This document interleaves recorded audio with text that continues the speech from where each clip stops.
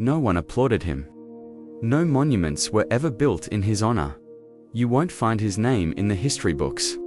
And yet, because of what this man did in silence, more than 1,000 people lived to see another day. This isn't the story of a decorated general, or a famous resistance leader, or a man holding a weapon. This is the story of a clerk, a man who sat behind a desk, and decided to turn simple ink and paper into shields against death. In the early 1940s, as Europe crumbled under the weight of Nazi occupation, survival for millions of people came down to a single, terrifying thing: identity. One official stamp on a document could save your life. One missing signature could condemn you to death. And this one man, this unassuming clerk, controlled both. He wasn't a soldier fighting on the front lines. He worked from within the system itself. He wasn't trying to tear it down openly, but he was quietly, meticulously, bending it from the inside. Every single day, he sat at his desk and typed names. And every single night, he stayed late, rewriting destinies. Birth certificates, work permits, travel passes, all of them forged.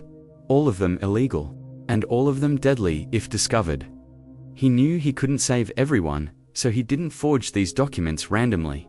He chose with agonizing care families with young children, people who were already marked for immediate deportation, names whispered to him in the shadows of back alleys and the quiet of stairwells. Each piece of paper he created carried an immense risk, not just for the person who received it, but for him. If he was caught, there would be no trial, no prison sentence, just a quiet, sudden disappearance. And still, he kept writing, he kept typing, night after night. What makes this story so incredible isn't just what he did, but how long he managed to do it without anyone knowing. Think about that. Not even the people he saved knew his name. They just knew that one day, when all hope seemed lost, a piece of paper appeared. A document that gave them a future, and death didn't come for them. After the war, his actions remained a secret.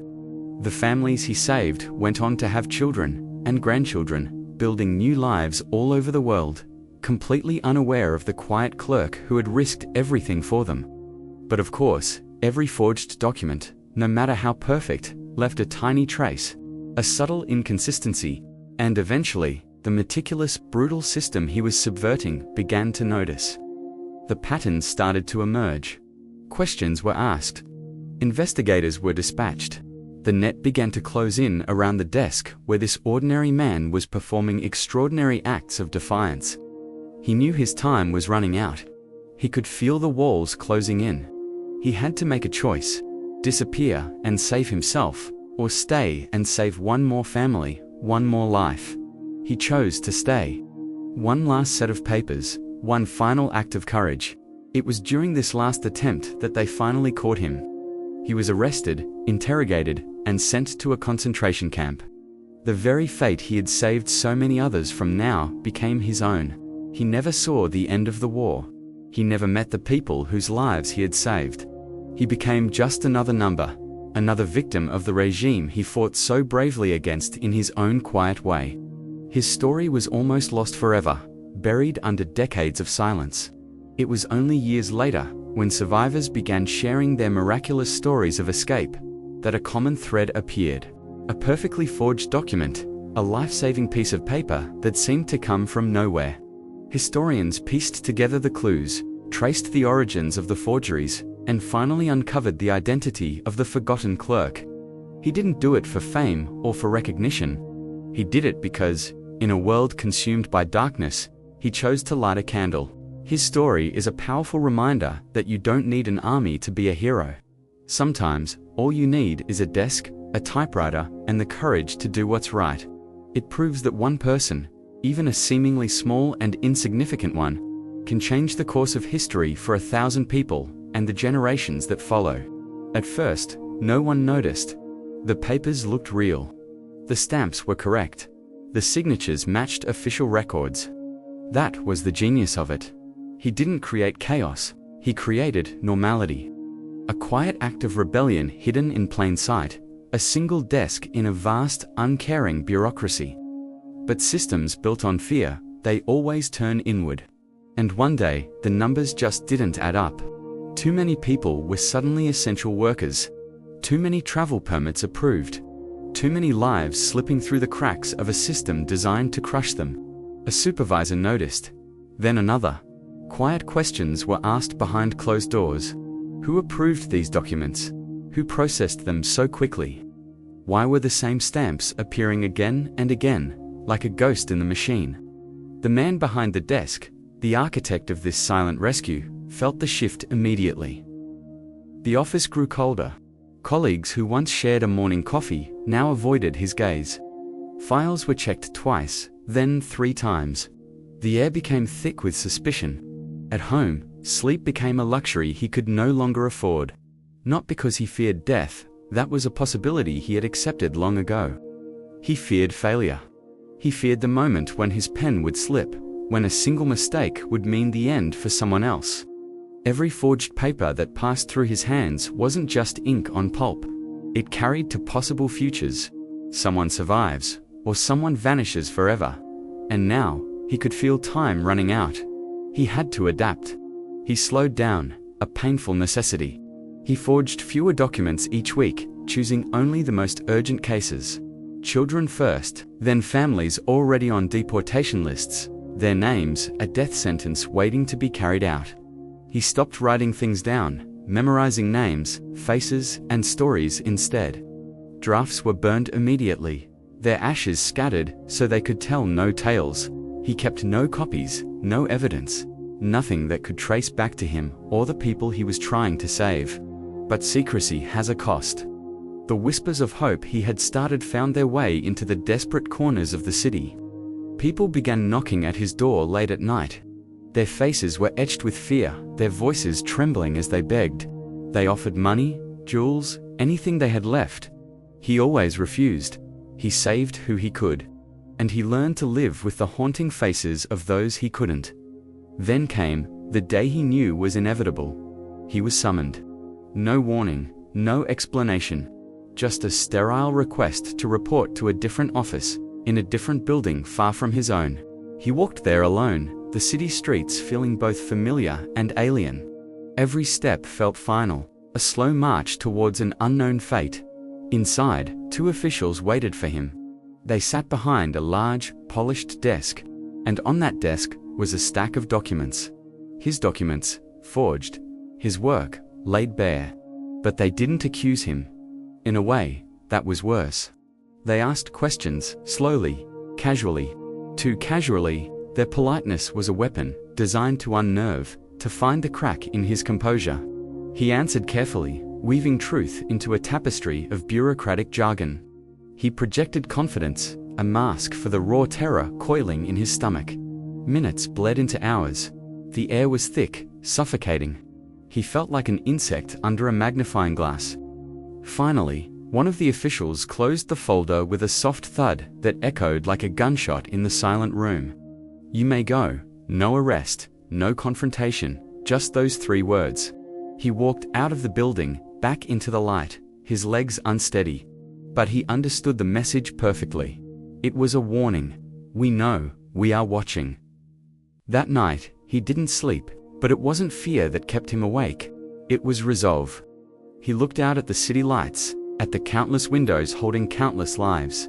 They thought they had scared him into stopping. They were wrong. He would not stop. But he would change everything. The game had new rules, and he was about to write them. The interrogation taught him one crucial thing. He had time, but not much. The system didn't know how he was doing it, only that someone was. So he did something completely unexpected. He escalated. Instead of forging documents one by one, he started creating entire chains of legitimacy. A birth certificate supported a work permit. That work permit justified a residence paper. The residence paper unlocked travel authorization. Every document he created reinforced the others. If a single one was questioned, the rest stood up to defend it. It was a brilliant, almost perfect system. And it was incredibly reckless. He wasn't just saving individuals anymore. He was moving groups. Entire families would disappear from official lists overnight. They weren't erased. They were transformed, becoming something the bureaucracy itself couldn't touch. At the same time, he began to erase himself. He stopped going out with friends. He never took the same route to work twice. He stopped speaking about anything that wasn't directly related to his job. Even at home, he was a ghost. He burned his notes in the kitchen sink, watching the ashes wash away with the water. A clean slate every single night. The people he saved tried to thank him, but he always refused. Their gratitude could become his downfall, so he remained anonymous, a phantom in the machine. He was a force, not a person. Then came the final request. It wasn't a whispered plea or a smuggled note this time. It was a list, handed to him openly in his office. It held dozens of names. Children, the elderly, entire families scheduled for deportation within days. It was too many. Saving them would mean breaking every rule he still pretended to follow. It would leave a trail a mile wide. It would expose him completely. There would be no hiding, no plausible deniability. He stared at that list for a very long time, the weight of every name pressing down on him. And then, he stamped it. All of it. That week, more forged papers moved through the system than ever before. Trains left the station with fewer passengers than expected. The official registers showed perfect compliance. No alarms were triggered. The machine hummed along, oblivious. But something had shifted. In his office, doors began to close more slowly. Colleagues would look away when he passed. Files that were once open were now locked away in heavy cabinets. Guards appeared in hallways where there had been none before. He knew what was coming. He wasn't naive. He knew his time was up. And he accepted it. He accepted it because every single name on that final list meant someone would wake up alive, free, and with a future. The system never announced his arrest. There were no flashy headlines, no public accusations, no trial for anyone to witness. It was all much quieter than that. One morning, his desk was simply empty. His chair sat untouched. His name was quietly removed from the internal schedules. His position was listed as temporarily reassigned. That was how people disappeared in those days. It was a silent, chilling erasure. Some of his colleagues believed he had been transferred to a different department, maybe a promotion. Others assumed he had finally given in to the fear and fled the country. Neither of those theories was true. The truth, buried in obscure records, is that he was detained weeks later. And the charge wasn't treason, or espionage, or any of the grand crimes you might expect. No, he was arrested for administrative irregularities, paperwork crimes. The irony was almost unbearable. The very same documents that he had meticulously crafted to save lives were now being used to condemn him. What happened next is a patchwork of fragmented stories. The witness accounts conflict with each other. The official files, the ones that weren't destroyed, end abruptly. But there is one thing that everyone agrees on, one fact that stands firm through the fog of history. He never revealed a single name. Not one family. Not one child. Not one recipient of the forged documents that had become their lifeline. Even under intense interrogation, he spoke only of procedures. He talked about the type of ink he used, the proper way to fill out forms, the intricate regulations he had to navigate. He gave them nothing. The system could punish him, it could break his body, but it could not undo what he had already done. It couldn't put the genie back in the bottle. By the time the war finally ended, over 1,000 people were alive because of papers that, according to the rules, never should have existed.